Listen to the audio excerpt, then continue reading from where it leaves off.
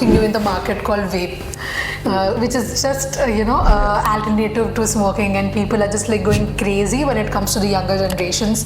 Nowadays, I see vaping quite common in younger people. Yeah, because wherever you want, you can just vape and keep the device in your pocket, in your bag, wherever you want. Yes, long term it damages the lungs. When compared to before, so you hardly used to hear people, younger generations specifically, having the heart attacks that early. So why do you think that's happening?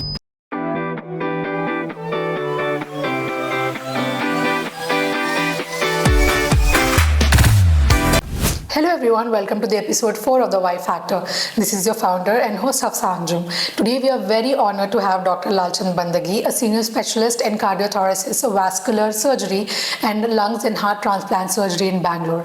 With over 19 years of experience, Dr. Lalchand's journey hailing from a business background family to being one of the renowned names in the heart surgery in India is nothing short of inspiring. In today's conversation, we're going to talk about the early diseases of newborn babies of heart, and we're also going to talk about the alarming rate of increase in the heart attacks in young adults. We're also going to discuss about the pre-COVID and the post-COVID heart cases and the rise of it and why is it happening in the first place. And we're going to talk about the cardiac care in India and how is it going to look like in the next 5 to 10 years. Yeah, so thank you so much for joining us today, sir. And I know that you have a very hectic schedule here at the hospital, and I'm really honored that you have taken some time. And I know for a fact that the audience is going to get a lot of insights from this conversation. So thank you once again for joining us today. Yeah. It's an honor, and I'm grateful for this meeting. Great. So let's start from the very beginning, right? Like, let's talk about how was Dr. Lalchand before he became doctor, and where do you come from? How was your MBBS journey and specialization, super specialization, and why did you come and why did you choose medical fraternity at the first place? Like, why medicine out of all the fields? Yeah, basically I belong to Solapur.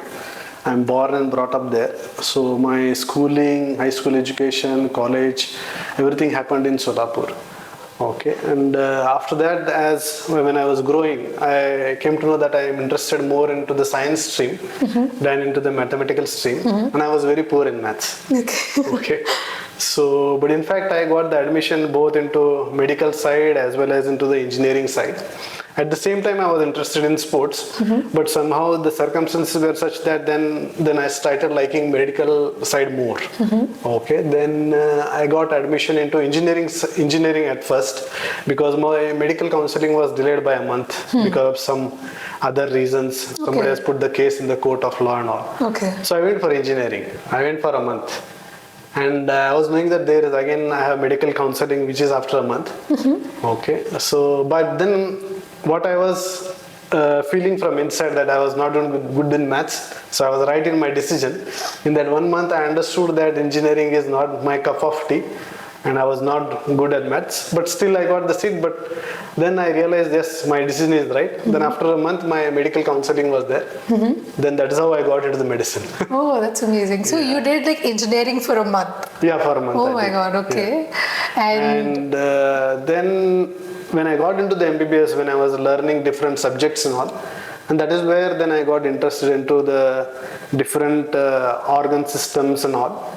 And then somewhere down the line when I was reaching the end of my MBBS, by the time most of our colleagues and friends, everybody will come to know that what we are interested in.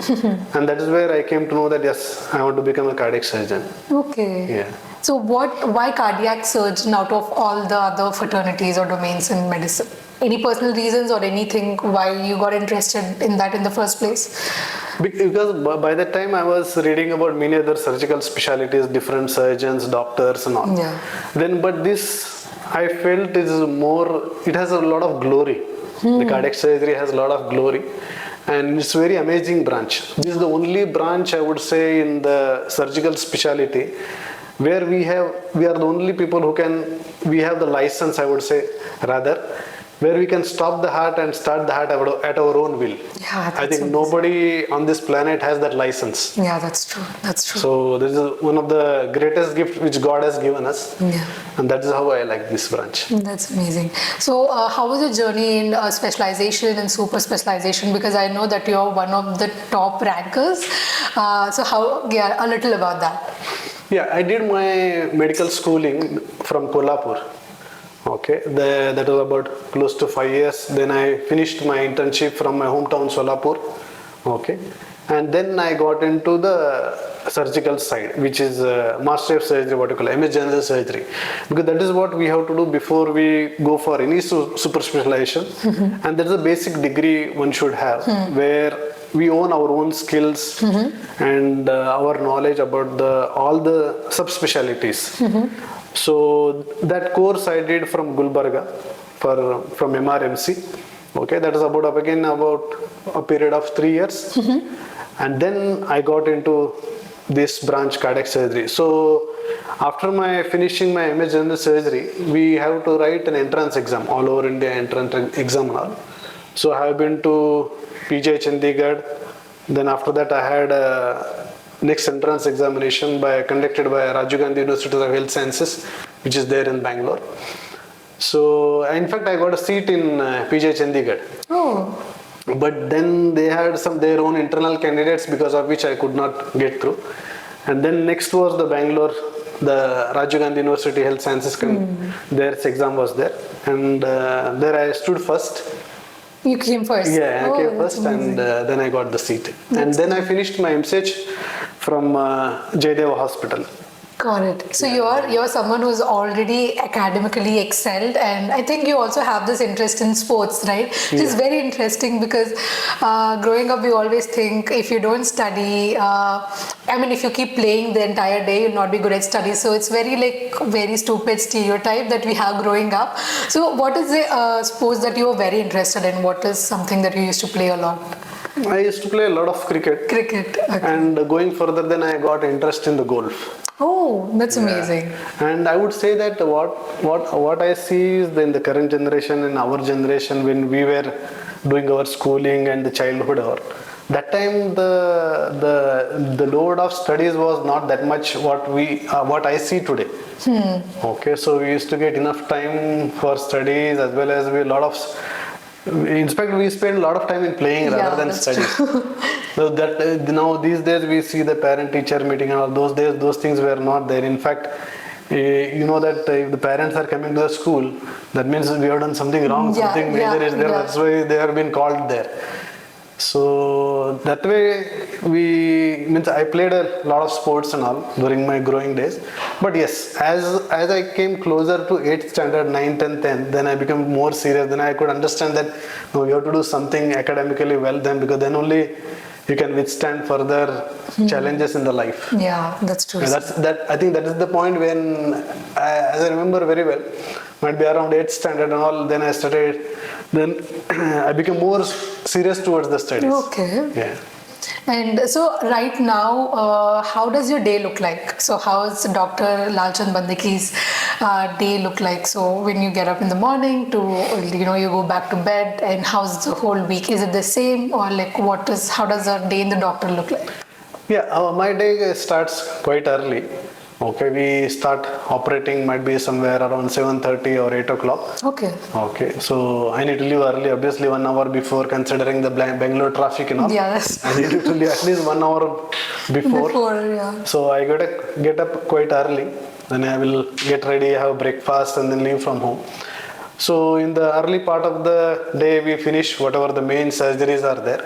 Then in the afternoon hours, I finish the outpatient department, any patient needs to be seen and all. And then some ward patients which needs to be seen.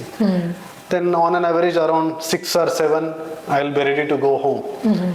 Yeah, some days we will be little lighter, some days little busier and all. So whichever time fits in, either in the morning time or evening time, I end up doing some at least 45 minutes to 1 hour exercise, some kind of exercise. Okay, that's like a must for you. Yeah, because that keeps you also physically and mentally fit. Yeah, that's right. And so do you get any offs in between? Do you have any weekends the way we have it, like Saturday and Sunday you're off, something like that? Yeah, as far as obviously the weekdays are quite busy. But when it comes to holidays or weekends and all, especially Sunday and all, we are a little lighter, unless there is any emergencies there. Yeah, that's right. Okay. So also, sir, given with your experience, I think it's all over 19 or 20 years of experience that you have right now in this field, right? And you have seen like, success, and you've also had your fair share of challenges. So what is that one surgery or one case that is still close to your heart and which was really challenging for you, or still you remember it? Do you have anything like that? Yeah, there have been lot of complex surgeries which have been operated. Yeah, recently, some few months back, I would say one child I remember which was very low birth weight kind of thing. Okay. Might be somewhere around 1.4 or 1.5 kilo. I think that is the first time in India where I have put the child on ECMO support. Okay. We call it as veno arterial ECMO support, where the child was requiring the life support. And this support you can put either through a chest or through the neck. Neck is a little challenging because the arteries and the veins in such a small child, they are very, very small. Yeah. So that is the one thing I would say challenging. But yeah, the on and off means on regular basis what we do here, a lot of challenging cases only. Yeah. So any one particular case, if you can, if we can talk about detail for the audience to understand, if you can elaborate on that. Let's say, what are the things that you learned, or anything that comes like after this case, or if you want to elaborate on this case, we can do that. But like, how did you solve it, or how did you like made that case success at the end of the day? So what would that be? Like I would say that on day-to-day basis, when we do a surgery and all, a lot of planning goes in. Cardiac surgery is more like a teamwork, where you have cardiac surgeon, you have another surgeon to help you out, you have a perfusionist who runs the heart-lung machine, you have anesthetist. So this is, I would say, this is more like an orchestra. Cardiac surgery is more like an orchestra, where everybody has to play their own instrument. Then only you'll get that music. One person can't deliver the result you want. So if you ask me in short, this whole system needs to be more organized. When you are more organized and everybody is determined, then only you'll get that kind of outcome. So this was the child which came, as I mentioned, 1.4 kilo child required a life support and all. And at the same time, this child had one lesion, what we call the patent ductus arteriosus, is quite big one. So this child, I put the child on ECMO support through the neck region. Again, as I said, the veins, arteries were quite small in size. And then at the same time, we have to make sure that this child doesn't develop any stroke or intracranial bleeding and all those things. And at the same time, once we stabilized the child, the next one was I ligated that patent ductus arteriosus in the same sitting. And in fact, this procedure we have done in the ICU. Okay. Yeah, and ICU, doing this procedure is quite challenging because we'll have little space, not like in OT where we'll have quite a tremendous amount of space and all where you can do comfortably and all. Because these children are very unstable to shift to the OT. Yeah. Okay, so that way this I felt more challenging. I think you also hold the specialities in heart and lung transplant, right? So any particular case that actually made your learnings like 2x or 3x after that particular case? So do you recall anything of that sort when it comes to this? I would say there is some entity called redo surgeries. Redo surgeries means where we have been operating on a particular patient, might be second time, third time, fourth time, fifth time. In such case, what happens, the heart will be stuck very badly. Okay, and given a choice, many people don't want to do it because it needs a lot of hours of effort, patience and all. And we need to be a little slow, make sure that the heart won't get opened anytime while opening the chest. Oh my God, okay. Okay, I think those cases are more challenging, I would say, because once you enter, then rest of the things are more or less remains the same in a surgery. But the entering is very important without injuring the heart and doing it very patiently and all. Got it. Yeah, which needs, I think, more physical and mental strength, I believe. Got it. So we're going to deep dive into this transplant further in our conversation. So my next question would be, so when it comes to heart, it's very sensitive case and yet very like complex thing when it comes to medicine, right? And you might have seen like, the complex cases and how much it's increasing every day by number.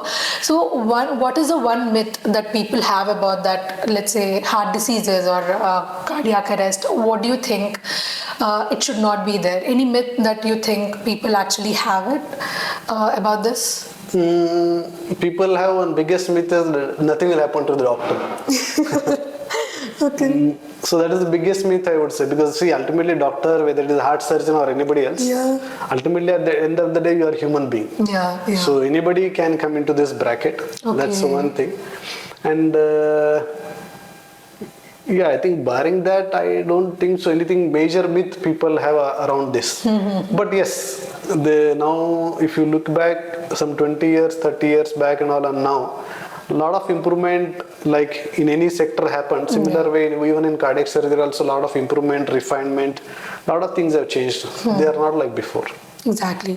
So, given your experience for almost 2 decades, and I think you can see a major shift in cardiology department or cardiothoracic department, right? So, if you have to explain, if you have to point out like any 1 or 2 major advancements that you have seen, what would that be in this department for a long time?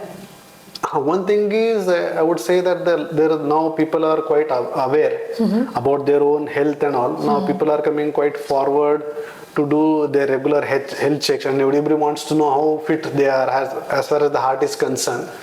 And the second thing I would say that now people have become quite aware to donate their organs. Once they are, because see, in heart transplant or lung transplant, they can donate the organs only when they are brain dead. Means brain wise they are dead, but overall other organs are functioning.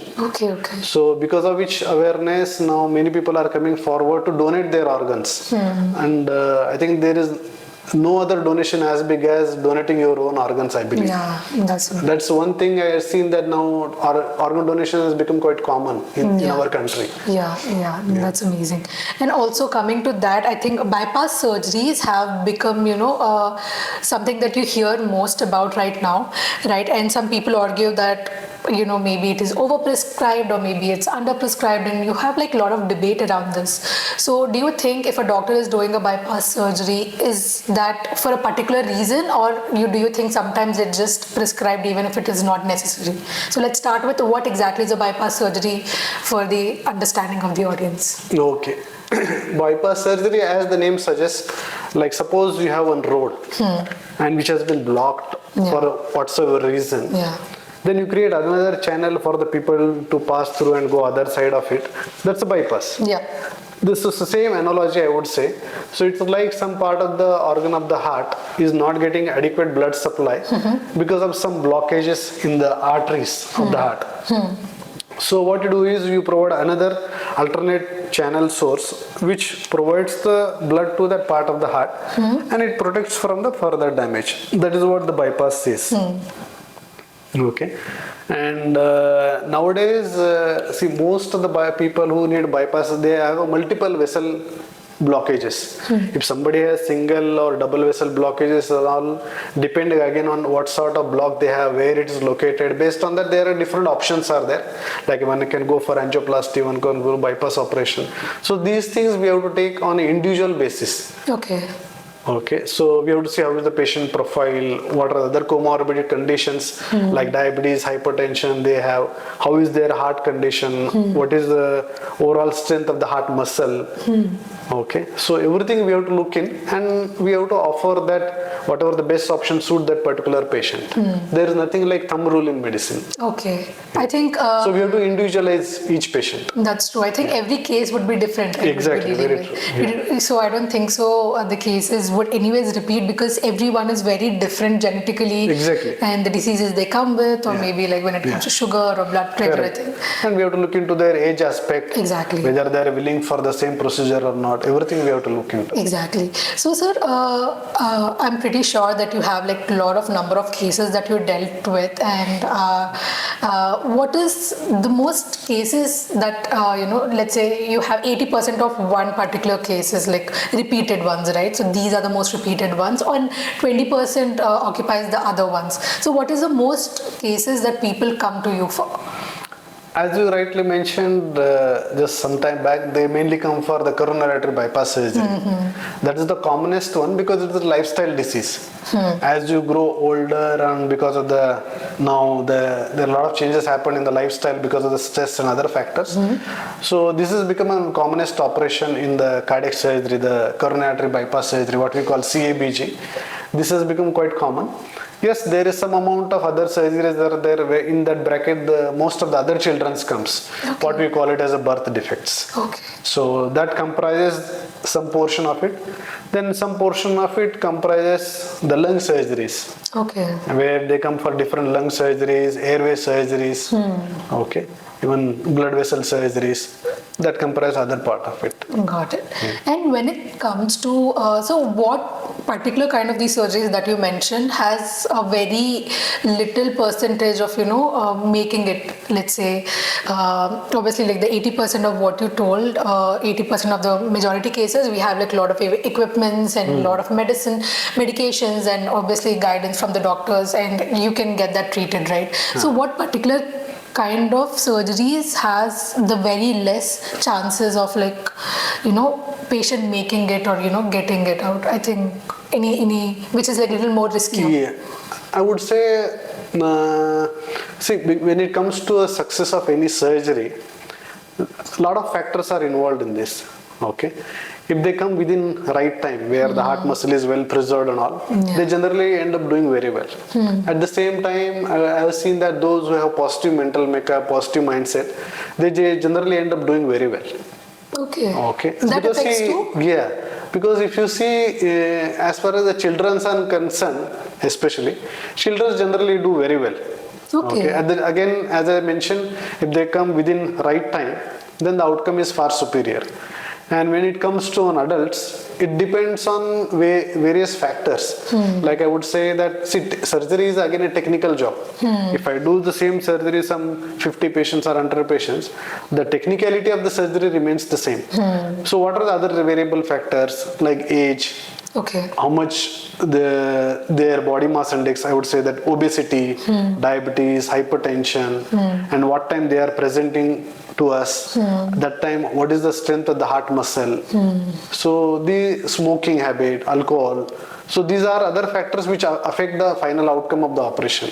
Okay. Yeah. And I think it's very interesting that you mentioned this point that kids tend to recover more faster, and for some reason I thought maybe the early birth diseases are something that is very less chances of coming out, I guess. But it's very interesting. So how do you know like the mindset plays work in recovering also, because we usually, being someone from like non-medical background, right, like which is 90% of the population right now, and we feel like okay, once you're admitted to hospital, I think you have this fear, right, no matter how big or small your disease is, whatever, so you have this fear. Do you think mindset plays a big role in the recovery? So what would you advise for people to have the right mindset, and why do you think that affects so much? Yeah, because in my practice, I've seen, based on my experience and all, I've seen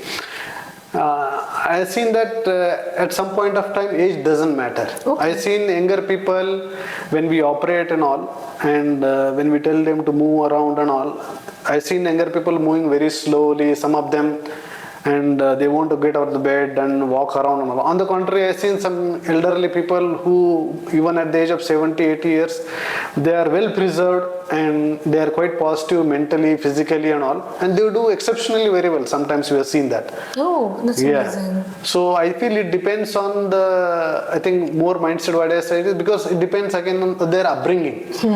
what they did in their younger days and all. If somebody put a lot of hard work and all, reached whatever, wherever they want to reach and whatever they want to become. Those are the people I have seen that they generally end up doing very well because they understand the value of their own health and they know that yes, if I get out of the bed and starts moving around, I will soon get discharged. Okay. Yeah, and with that intensity, they will do really very well. I think that's like the growth mindset. Like Exactly, I need to tackle the challenges. It's all about positive mental makeup. Oh, that's amazing because we hardly hear about this until like someone is experiencing that.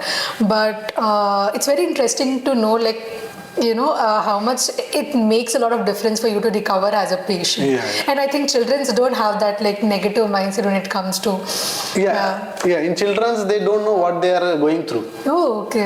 As I mentioned, if they come at the right time and once they undergo a surgery and all, and if they don't have much comorbid issues, something like, for example, if the lungs are healthy, other organs are quite healthy and all, they end up quite doing very well. Oh, that's amazing.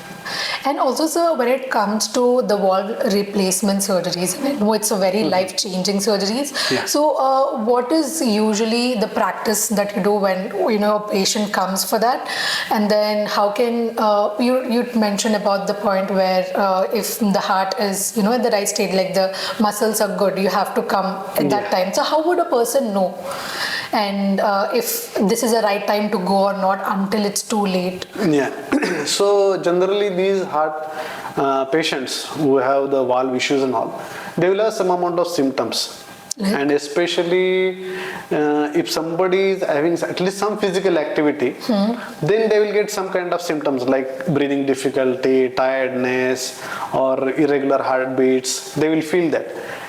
On the contrary, those who are bound to have a more desk job where they are not walking much enough, they are not doing much physical activity, they generally end up presenting late because they are not moving around. So they will come to know a little later stage.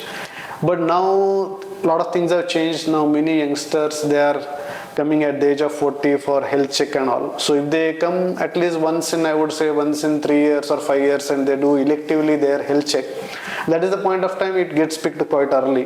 Then one can decide that whether they should undergo at that point of time or they can wait a little more to undergo a surgery. Again, I want to put one more point here is, as far as the valve replacement is concerned, we generally try to repair the valve. Because whatever the God has given the valve, that's the best valve we have. There is no other better valve than this. So we try to repair these valves as far as possible. Yes, when it is not possible to repair, where the valve is very much damaged, then we'll replace the valve by different ways of doing it. So what is the reasons why the valve gets, unhealthy and, just like gets defected at the first place? Is it the same lifestyle or is it like some other? To some extent, yes. There are some infections bacterial infection because of which it can get affected. At the same time, there are some age-related, what we call degenerative. So in our country, what we commonly see is rheumatic, which is the infective etiology that we see. Another commonest is degenerative. Degenerative is the one where as you grow older and older, because of the calcium deposition, cholesterol deposition, the valve gets damaged. Then there is one more entity is there, we call it as, which is there since birth. We call it as myxomatous valve. So it is a birth defect. Since birth, these valves are there. So again, these valves, some people it troubles them, some people it won't trouble them. Again, depends on the intensity to which it troubles. Suppose this is a very minor problem and all, and if the problem stays as it is, it doesn't enhance in there as they grow, then one did not have to undergo any kind of surgery. Unless the valve becomes very small or the leak in the valve becomes too much, that is where they have to undergo a surgery. Understood. And coming to the same question, sir, I think we also deal with like the heart and the lung transplant, and I think you covered this earlier of what are the high stakes.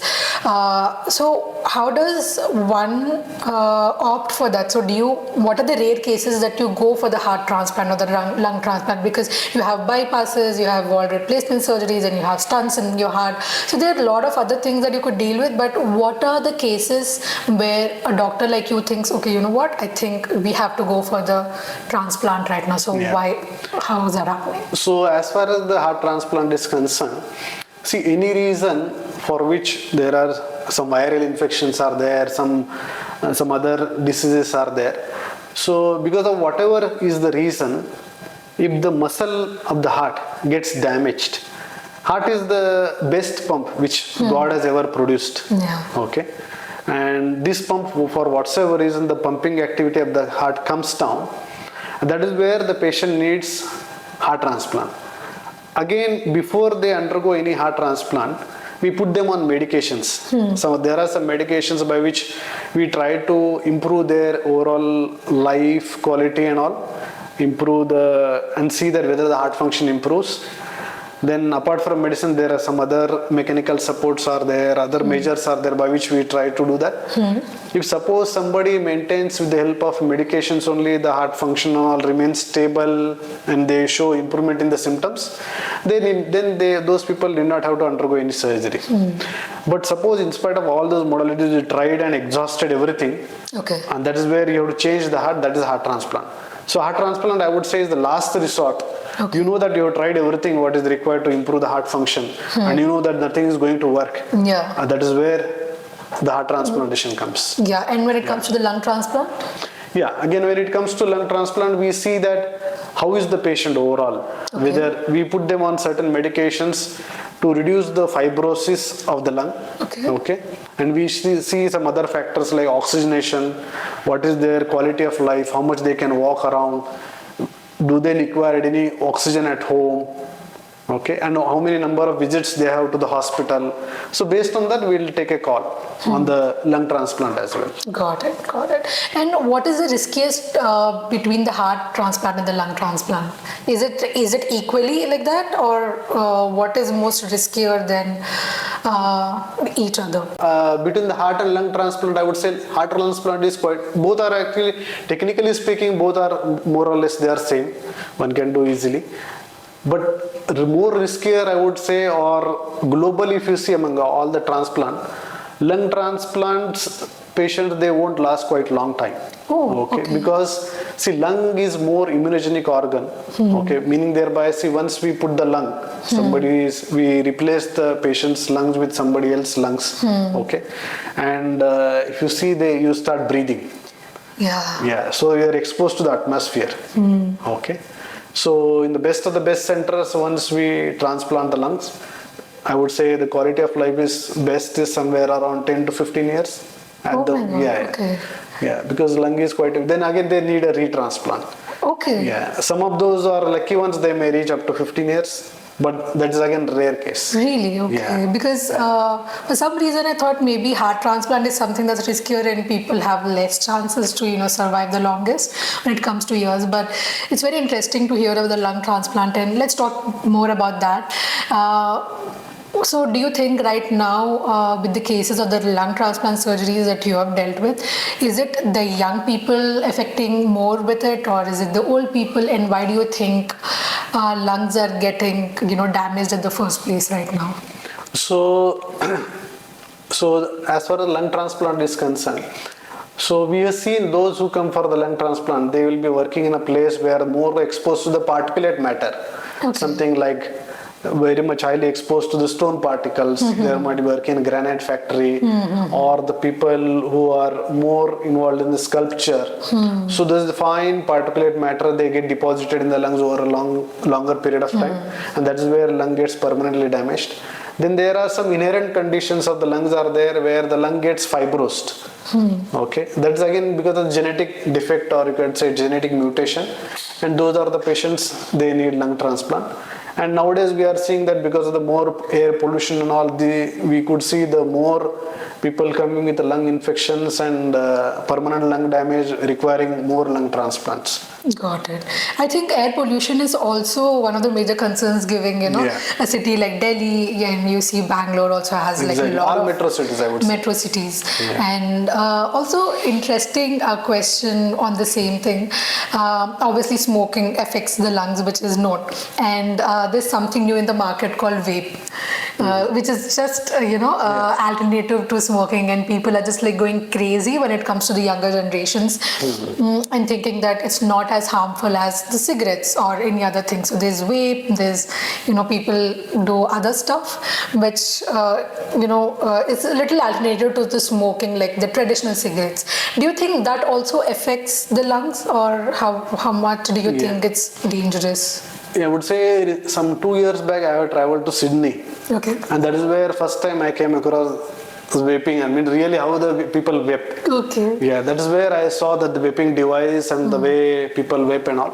But yes, vaping is quite addictive. Yeah. Yeah. Nowadays I see vaping quite common in younger people. Yeah, because wherever you want, you can just vape and keep the device in your pocket, in your bag, wherever you want. Yes, long term it damages the lungs.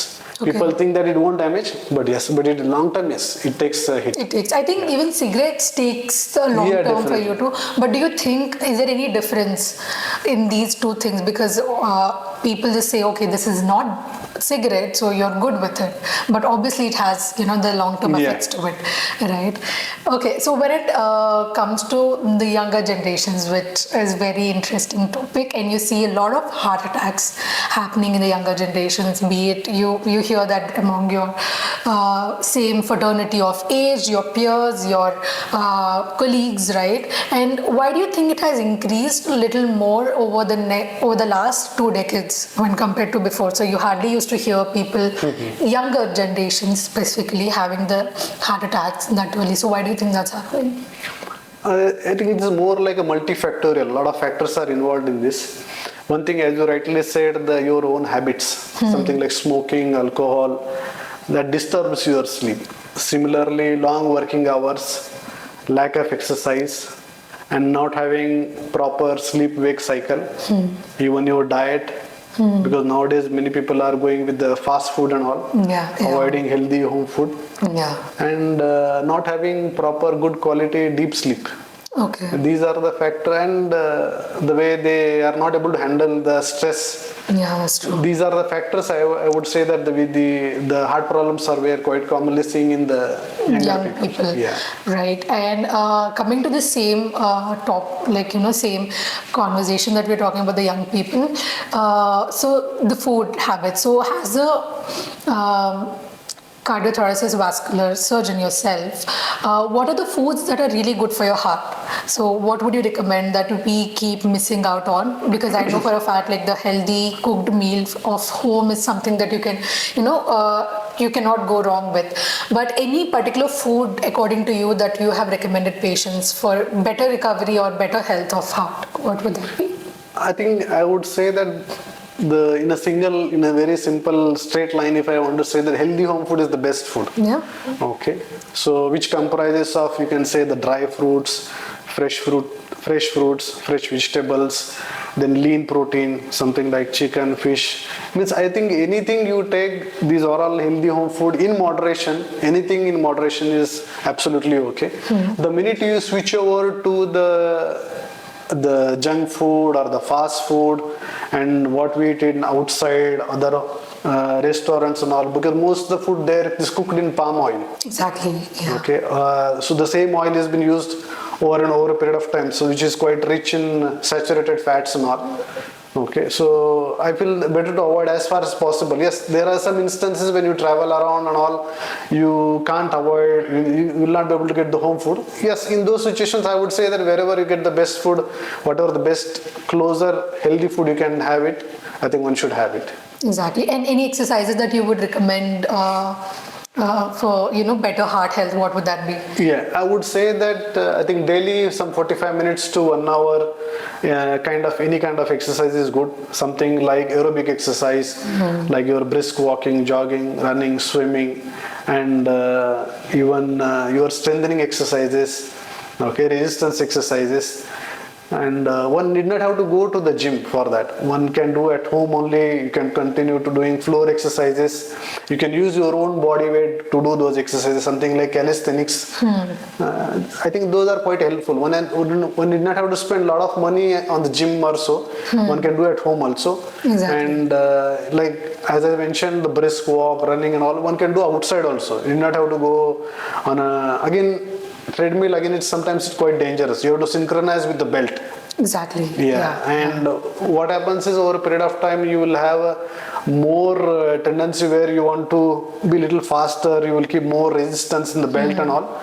But I would say that will over a period of time that damages your knee joints and hip joints. Okay. So the natural way of doing it, something like walking, the brisk running, jogging, I think that will be far, far superior than the treadmill. And at the same time you are exposed to the natural environment when you're doing those things. And I would say as far as possible, now I know that many people are quite busy, their own lifestyle. So whether it's morning or evening, whichever time suits you, one should do it. Got it. And coming to the exercises, sir, and we have seen a lot of like news and cases where even the healthiest of people who are like strict with their diets and great with their exercise routines still get prone to the heart attacks, right? And I think Bangalore audience can actually relate to this more. There's a really great actor called Puneet Rajkumar, right? And people like that, they have a very good lifestyle when it comes to the food or exercise, and they look after their health pretty good when it comes to athletes too. So why do you think even after that much moderation over food and taking care of all your lifestyle in food and exercises, why would anyone still have a heart attack at the end of the day if they are having it? Yeah, first and foremost I would say that Puneet Rajkumar is a very good actor, and what happened in his case is very unfortunate and saddening thing. And that incident made people realize that anybody can have the heart issues. As I mentioned before, even a doctor or celebrity, anybody can have this problem. Because ultimately at the end of the day, you're a human being. Your body structure, everything remains the same. Okay. So I would say that when somebody like young person want to start any exercise, they should go like with the smaller increments. One should not put too much expectation at the beginning of it. You should be like a graduated exercise. Like once you start doing exercise, initially it involves warming, stretching properly. And then gradually you need to increase the level of your exercise. At the same time, one should not over exercise also. Over exercise also is not good for the health. It ultimately damages the muscle of the heart. So if somebody don't know that how to go about with the exercise now, they can hire a coach or a good trainer and all. Under their supervision one can do an exercise. I think that will be a right way of doing it. If somebody knows very well that through their reading knowledge, somewhere they got the knowledge, either reading a book and all, nowadays there are a lot of good books are there on this. So if somebody does with a graduated level and they progress gradually, like over a period of months or years, then I think by the time your heart also will get trained to that level. And then that will bring a good outcome. And as I mentioned that one did not have to be over-exercise. Over-exercise means like working out for 2 hours, 3 hours, 4 hours in a day. In the long run, will damage the heart muscle. So what is that sweet spot that you should be doing? Because if you're not doing it, it's obviously like weakens your muscles, and if you're doing it over, it may still end up weakening your muscles. So I think what is the best sweet spot for you? Like, is it 1 hour or 2 hours and that's enough, or not more than that? So what would that be for you? I would say even somebody is quite busy in their lifestyle, even I would say that half an hour is equally very good.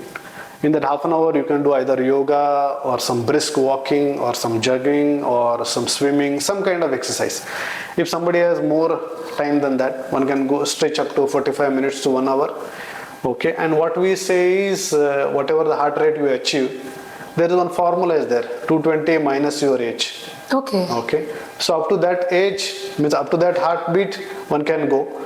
And at the same time, when you do these kind of exercises, in between you can have 1 or 2 minutes of rest. Again, you can continue doing exercise. And you should listen to your body. The day you feel that your muscle is sore and you feel little tired, not slept well, I think better those days you should avoid doing exercise. At the same time, you should have good healthy diet, proper exercise and proper sleep. Got it. You can't just do just exercise or not having a proper diet, proper food or proper sleep is not there, and you just exercising, that's also puts a lot of toll on your body and mind. Exactly. And coming to the desk job, sir, I think I feel 90% of the people opting for it right now with the rise of remote jobs that's coming in, and then obviously a lot of people are into IT or different fraternities when it comes to the desk. When I say desk, it's just not the engineering or IT or developers, but anything desk, right? So for someone who's actually working 9 to 5 or 9 to 6 or 7 right now, if you see with the workload or the stress that's building up, and if they're not getting time to exercise or just like follow routine, is there any alternative ways for them to still take under their consideration for a better heart health? Do you have any suggestions for them? Yeah, I would say that whatever working hours one has to do at the desk job, make sure that in those hours you are just sticking to your work. Okay, and it should be more productive, so that you can finish that work within your stipulated period of time. Exactly. And you will not end up spending time on other part of it. By doing so, you are managing your time. That is time management in short. So, and yes, one can't work at the desk for hours together. One can take break, might be once in half an hour or 1 hour, 5 minutes break here and there. But make sure that you are well hydrated and you take your breakfast, lunch at the proper interval without missing them.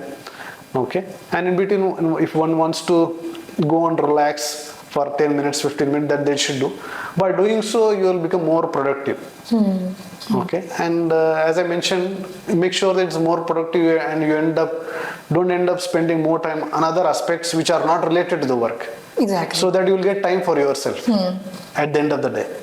Okay, That's I think by doing so, I think you should get at least half an hour, I would say. Exactly. If not more. Exactly. And also I think even after you're coming with a hectic day back home, people just need a break. And when we talk about break, we just, we think about scrolling, mindless scrolling for hours and hours, and you don't realize how much, how time passes by in that. And I think that also leads to, sleeping late and sleepless nights. And that's a very interesting topic because first, maybe like sleeping late was because of the work, or maybe if you have night shifts or some other reason. But right now, I think it's very common. Even if I talk to my friends or someone I know of my age or even like lesser than me or elder than me, it has become the new normal. You hardly hear anyone sleeping at 9:30 or 10, and when you hear about it, it's very surprising because everyone would be like, oh, I sleep at 2, I sleep at 3, and it's kind of cool for people to stay up late.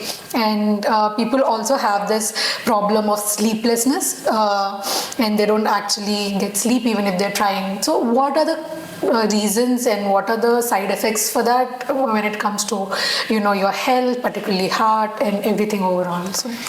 So again, for the people for whom it is possible, I would see that sleeping early and getting up early is the best one. Like you go to the bed early and get up early morning. I would say that some people need 6 hours, some people need 8 hours, some people need 9 hours. It's quite subjective. So suppose you have good sleep and all, after that you are quite fresh and very enthusiastic to do the work and all, and your body is functioning absolutely normal. That means that many hours of sleep is good for you. Okay. Again, in our country, many people will work for overseas countries. They work late nights. Exactly. They don't have any other option. For those people, I would say that whatever your work, sleep and exercise there, make sure that everything is well organized. That even if you are sleeping late because of your work schedule and all, that's fine. But make sure that you are getting enough sleep, like whatever 7 hours, 8 hours of sleep which you need. That one should have it. And then make sure that whichever time in a day fits you, at least half an hour to 45 minutes of exercise is very important. And as I mentioned, that the more your life is organized, the more you set your biological clock in place, I think most of the things are well sorted. Well sorted. Like you don't have to be very strict with everything. Yeah. You can just like go have fun and do Yeah. once in a while, but then just don't make it a practice of just like dodging all your health rules or maybe Correct. sleep rules and food, right? And well, that's interesting. And coming to this topic of all the health work and all of that. So, what are the cases do you think you get more in tier 1 cities and tier 2 cities? So, do you find any difference over there when it comes to population and the cardiac care or the heart health in general? What is the main difference you see in tier 1 cities and tier 2 cities because of the cases that comes to you? Yeah. In tier, if you see most of our IT sector or even other organizations, hospitals, the big institutes, all you see more in the tier 1 cities. Okay. And the tier 1 cities, people end up more spending time in the traffic. Okay. And you need more time to commute from one place to other. I think that is one place where you lose a lot of time. Even in morning hours and evening hours. When you go to tier 2 and tier 3 cities, many people hardly 10 to 15 minutes to go anywhere. Okay, and they get a lot of ample time for themselves. Okay. That's one big difference I see. And the younger generation, I see they are more into tier 1 cities rather than in tier 2 or tier 3 cities. In tier 2 and tier 3 cities, if you see, most of the people are those who are businessmen, or most of them are employers. They are not employees. Okay, they are employers. So they have a lot of ample time, and the life is quite comfortable in tier 2 and tier 3 cities. Yeah, that's more so on the slower pace. So more, everything is on slower pace, and those are the people, they get more time with the family. Exactly. Compared to the tier 1 cities. Yeah. So do you think that also ranges when it comes to the patients that you see? So do you think tier 1 patients are more than the tier 2 patients? I would not say that way, because what I have seen is tier 1 patients, they become quite aware about their own health and they come to the hospital. Tier 2, tier 3 cities people, I have seen that most of the time they try to avoid going to the hospital. Okay, that is what I have seen. Unless somebody takes them to the hospital, and they have one superstition with them that they go to the hospital for whatsoever reason, or to see somebody or just to go like that. They think that they may have to go very frequently because some or other reason, because of some superstition.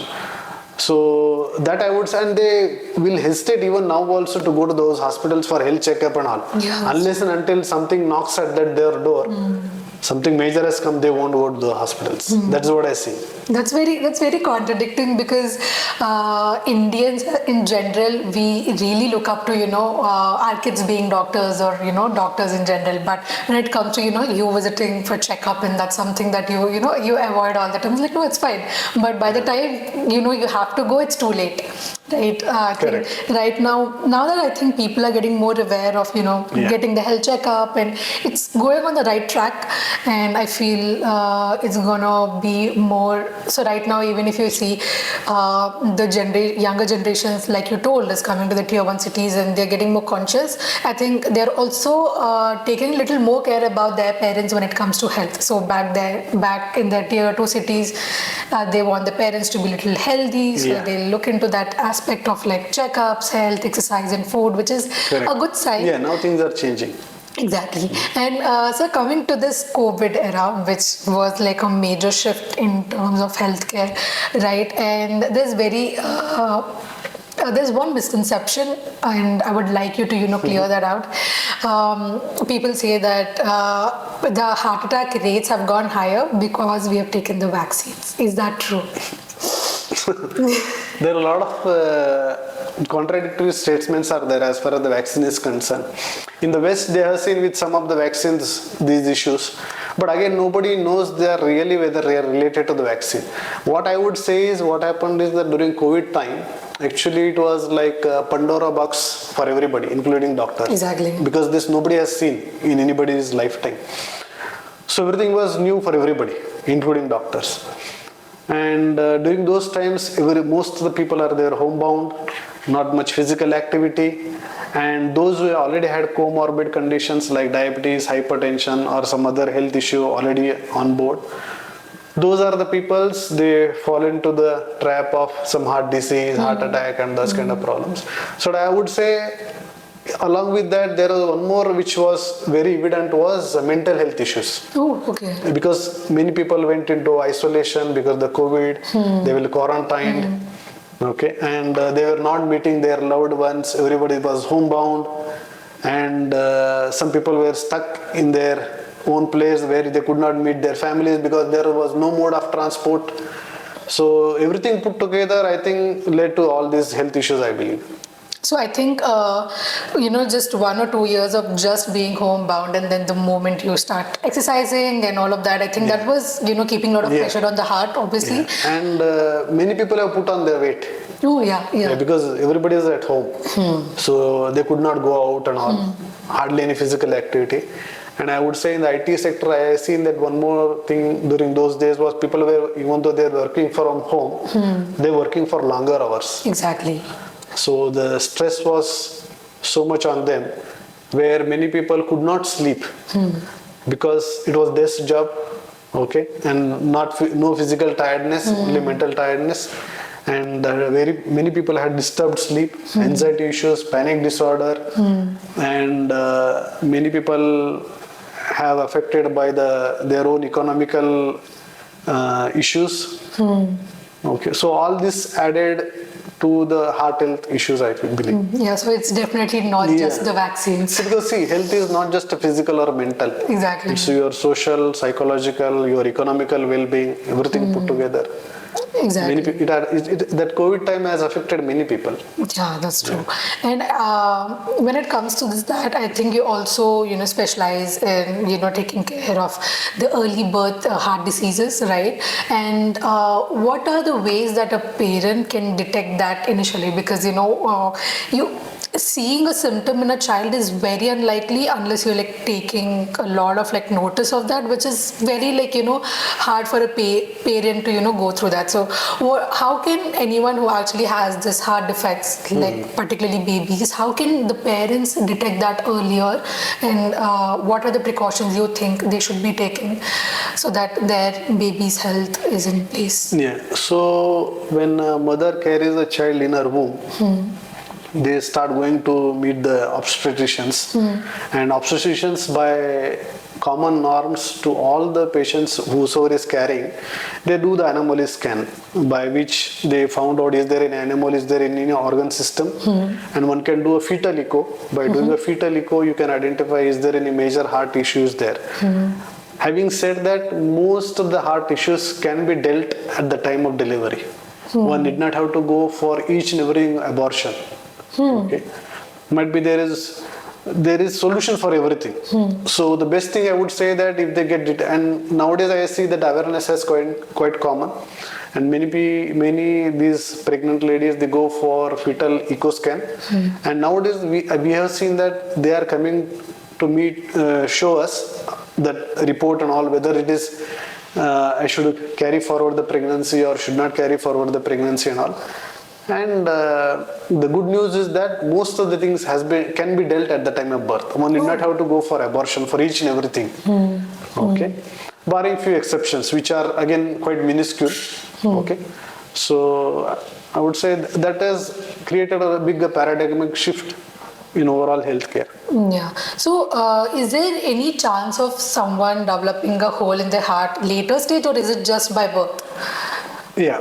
Sometimes we have seen that those women who had not undergone fetal echo scan, or in spite of undergoing fetal echo scan, we have seen that after the delivery and all, that sometimes you come across this, as you mentioned, the hole in the heart, and most of these picked up by the pediatricians to whom they go and visit. And most of the pediatricians, they pick up quite early and all, then they refer to us. Then based on that, what is the size, where it is located on, one can take a call. Again, as I mentioned, there is nothing like thumb rule. Each and every hole did not have to be closed. Exactly. Okay. Yeah. So we have to assess properly on the echo and see whether the child needs or doesn't need, and at what time they need. Okay.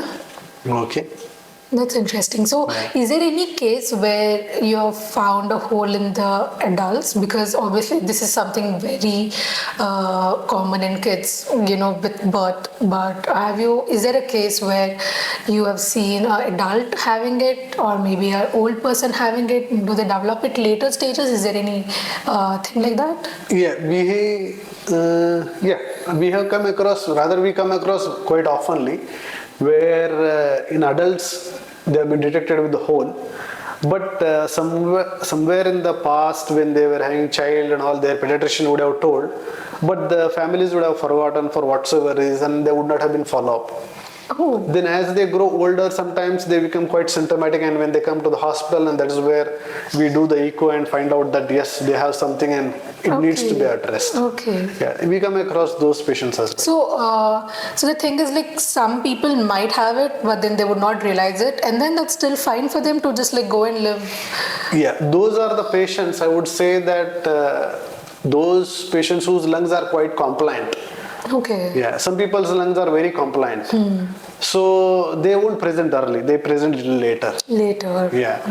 But having said that, if someone come across any kind of hole in the heart and all, either told by the pediatrician or by whatsoever imaging modality and all, I think they should just come forward, visit your doctor and show and all, and just see that when they need that particular intervention. Yeah. One should not get scared, because now things are quite refined. Yeah. How do you think India has, when it comes to the cardiac care or heart diseases, is it more when compared to the other nations, when the West or East, or do you think because of our food, we have more of, the heart cases? Is it something like that? How do you see, as you in the cardiology department yourself, how do you see India as a country with the heart diseases and heart patients right now? Yeah, as you know that because of the globalization, most of the boundaries have become blurred now. Okay. Yeah, I think that the gap which was there between the West and our country, that hardly anything is left. So most of the health issues what we see in our country, it is seen even in the Western countries. Might be, I would say, that diabetes is quite common in our country compared to the other Western countries. But if you see the heart issues and health and all, the heart related problems is more or less give and take, it is there in both the countries. Might be, one thing is what we have seen is the heart related issues we are seeing little early in our country compared to the West. But having said that, it is there in every country now because of the lifestyle and all. But still, one factor which is missing in our country and other countries is the work-life balance. Those Western countries, they still have that work-life balance, I think, which is very much missing in most of the instances in our country. Got it. And it's very interesting when you talked about the diabetes. So does that actually have any major effect on your heart health? And how can just like one keep in check? Because I think diabetes is just a very common topic in everyone's household, irrespective of the age they are coming in. And obviously, I think you mentioned a lot about the lifestyle, food, and the sleep cycle, which one, if they can get in the place, obviously a lot of BP or hypertension or diabetes can be, reduced for a certain extent, not like completely, but certain extent for sure. So how are diabetic patients prone to, heart diseases, and how they can avoid it? See, diabetes, as you know, as the name suggests, that where your sugars are not well controlled. Okay, and when somebody's sugar is not well controlled, sugar is the one thing which induces a lot of inflammation in the body. So it's more like a silent killer. Okay, it affects each and every organ in the body, right from the eyes to the toes. It affects every organ in the body. So if one takes care of, again, why it boils down to our kind of food style. Our food is more rich in carbohydrates. We eat a lot of carbohydrates and all. The same thing is not there in the West. So they are more inclined more towards the good amount of proteins and the fats. And in Indian festivals or Indian rituals, if you see, we more come across sweets. Okay, sweets, more of a confectionaries, and any festival you take, all it is related with the food and sweets. Okay, so because of which reason the diabetes is quite common in our country, and which is leading to an obesity. Obesity again is a major risk factor for having a diabetes, hypertension, other heart-related health issues. Got it. And so how can just people keep that in check? Any major one or two things, if you can just recommend people, okay, don't do this. What is a hard no for diabetic patients to do so that they don't affect your heart? I mean, you are prone to diabetes and it's something that's a longer process to, control it. But what is the hard no things that as a diabetic patient you should not do that so that your heart is in a good health?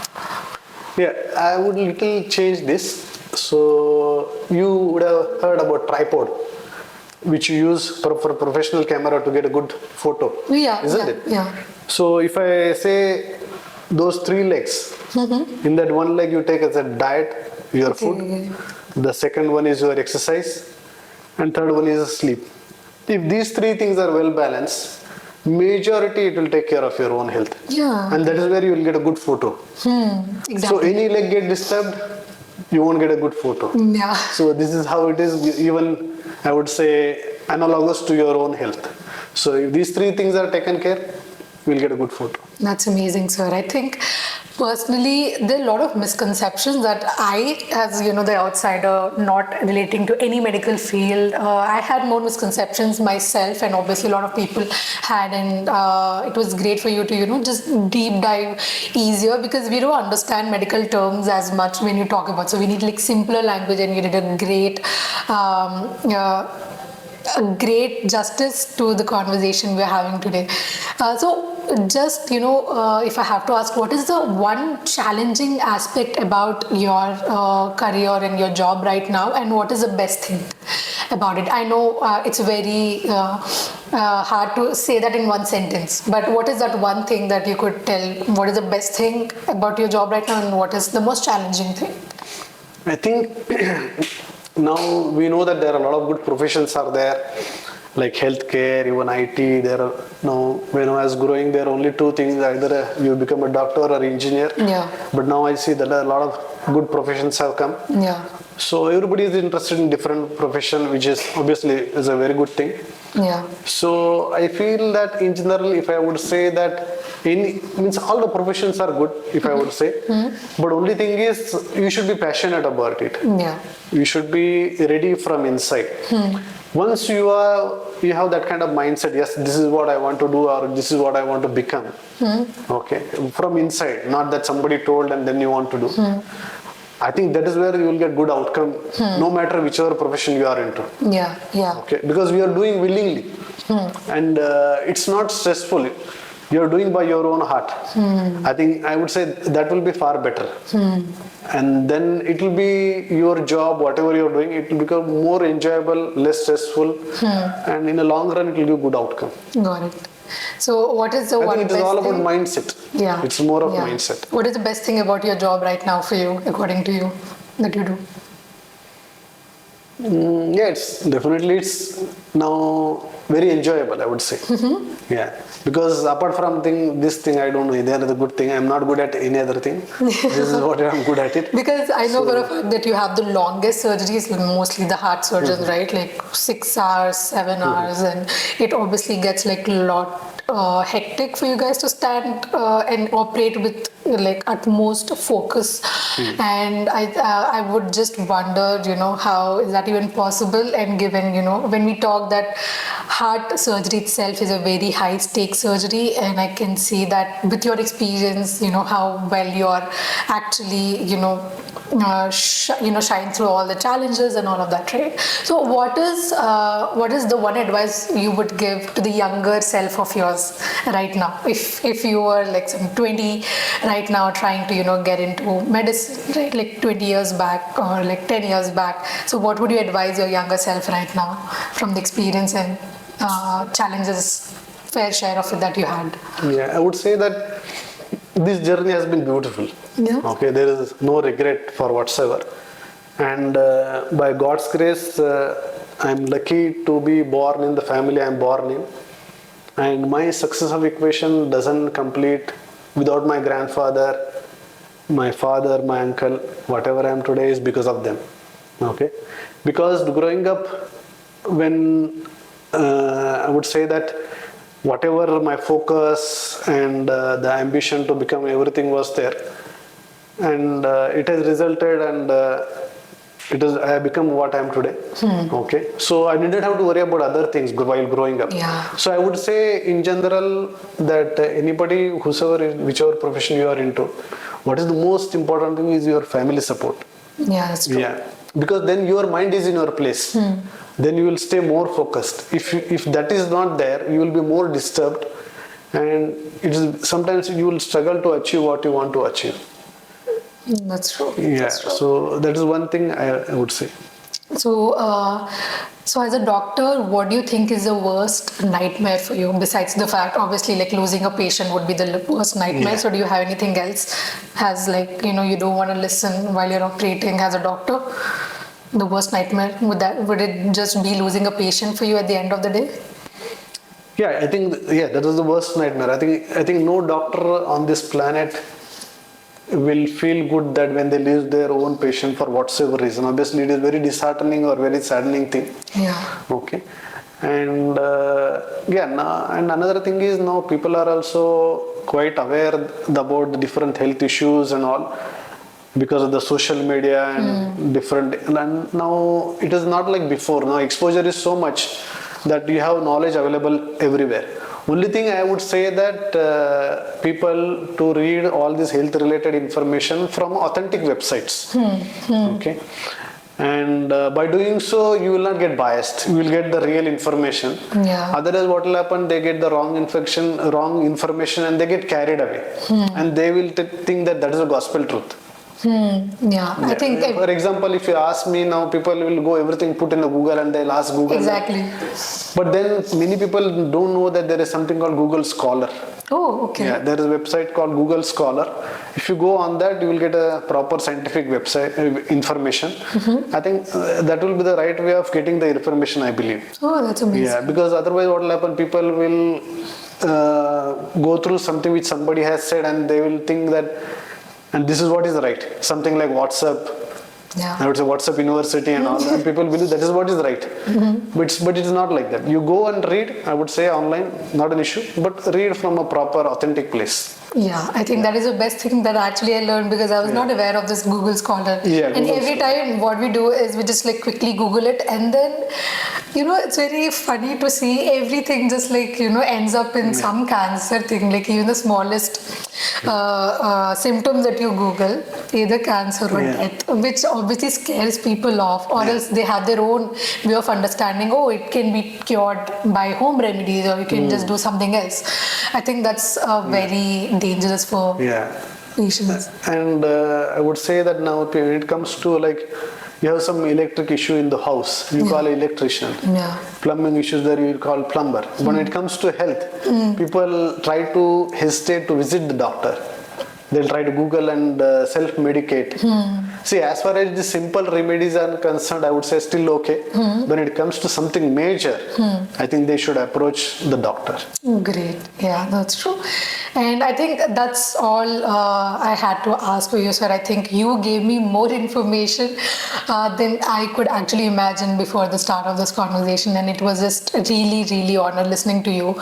And it's not just coming from my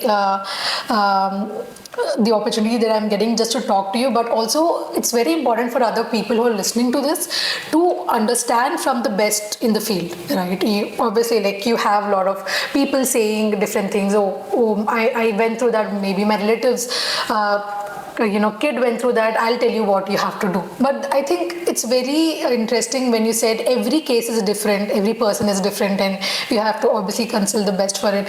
And thank you so much for giving your time. And I know your time is something very, very valuable, which actually gives life to patients over there at the end of the day. And that's the reason we look up to you at the end of the day.